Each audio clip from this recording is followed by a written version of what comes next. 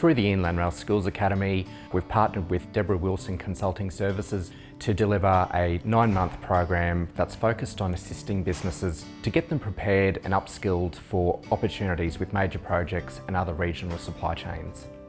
Over 5 workshops, businesses are informed on how to be visible, how to be compliant, and how to be prepared for supply opportunities on major projects such as Inland Rail. This workshop series is really focusing on local suppliers around the Inland Rail route from Albury to Parkes. The fantastic thing about the workshops is the buyers are there with us in the room and they're there to meet the local suppliers.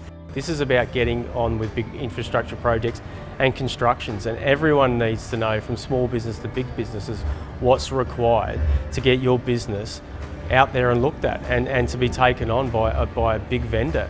Businesses that are participating in the program attend a workshop every 2 months, which is supported by mentoring support behind the scenes. It's a really important aspect for Inland Rail to make sure that we're encouraging First Nations procurement and support for businesses along the alignment. It's about building capacity for all businesses, no matter what level you're at, to really thrive and take advantage of Inland Rail. Inland Rail, through its Skills Academy, has really made an incredibly strong commitment to local content, whether it's local jobs and local training or local suppliers having the capability and the skills to be able to target not only Inland Rail work but other regional work.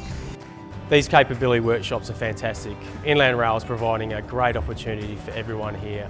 They're free, they give you so much information, and this is only going to help you to become better noticed by the bigger companies and how we need you to operate to get that contract.